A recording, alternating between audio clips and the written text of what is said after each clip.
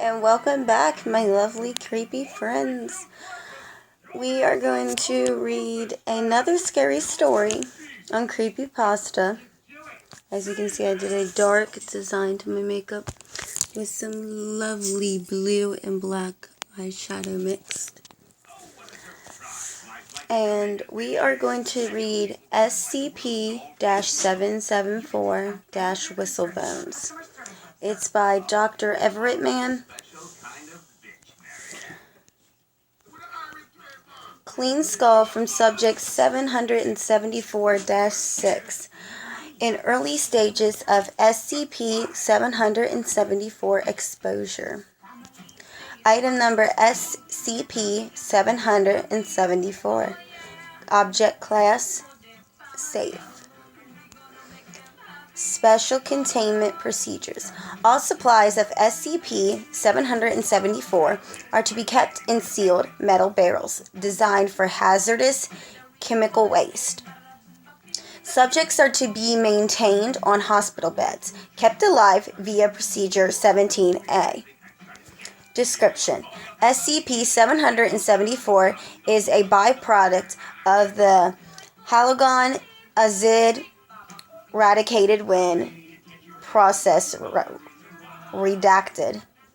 When in contact with the skin, it permeates the body's tissue and selectively attacks bone, dissolving the bone mineral and leaving only the soft collagen.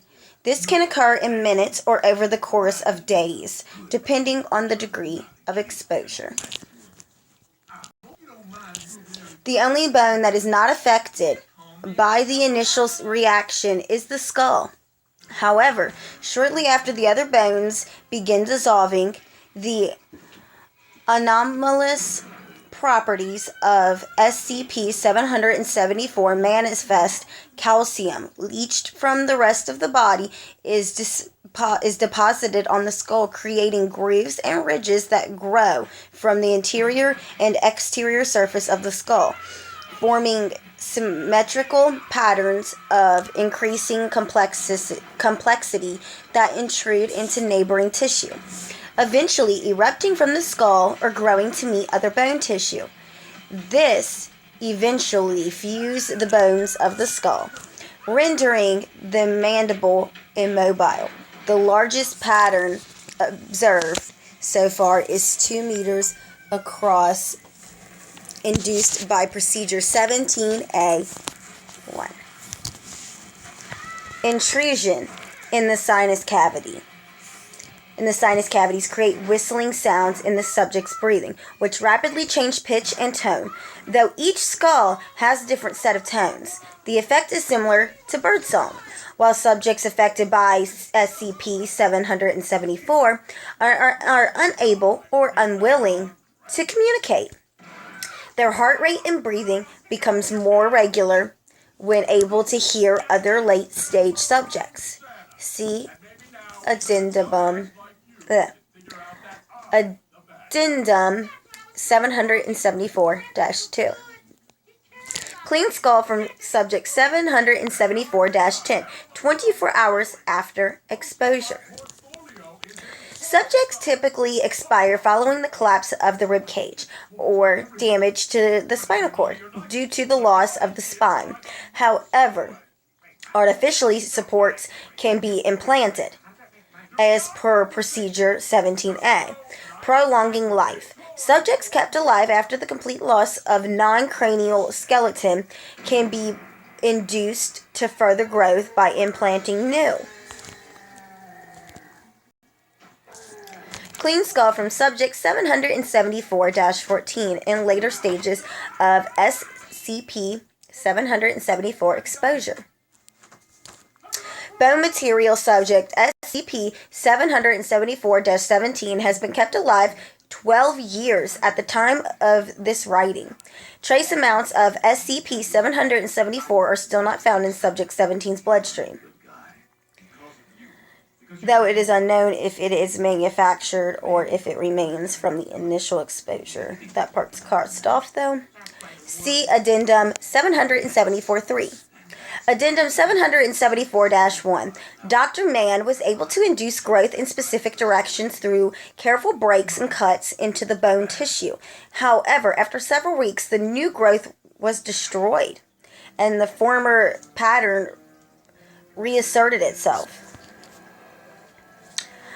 Addendum 774-2. Analysis of the whistling shows distinct patterns, some of which have been mapped to specific external stimuli. Dr. Mann has requested permission to vivisect a 774 subject for the purpose of examining continued function of the linguistic centers of the brain. Addendum 774-3. Subject 774-24 was isolated from other test subjects after several weeks in which its whistling grew more agitated. Started producing viscous fluid from the tip of its protrusions after proved to be further quantities of SCP-774. Two researchers worked in the room were affected.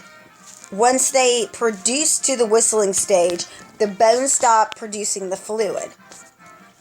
Their patterns were identical to subject 774-17 and 774-21. Respectively, including range of whistling. They were termed subjects 774-26 and 774-27. Following procedure 17A, Dr. Mann has decided to keep them isolated for the time being. Addendum 774-4. Following a renovation of site, and then it's blank, subject 774-24, 774-26, and 774-27 were placed into containment with the other subjects shortly after the growth of subjects 26 and 27 began to rapidly reshape. Bone being subsumed and reformed into different patterns, including whistles. Subject 26 is now identical to the terminated subject 25. While subject 27 shows a new growth pattern entirely. Footnotes. Investigation into whether the effects of SCP-1808 instances involve a variant of these phenomena is ongoing. It's actually really interesting. Let me know what you think. This one is a little different. It's more like a scientific thing. So if you have issues understanding this, I'm sorry. Because I had a little issues following it too at the beginning. But apparently it looks like they're talking about some sort of experiment they did that it basically liquefies all your bones. And then it takes them and puts them at the skull to reshape it and give it wonderfully cool, actually, looking designs and swirls and shapes, which ultimately results in them people only being able to communicate through whistling. But we'll be back with another creepy story. Hopefully it's actually creepy. This one was more like what would I call it?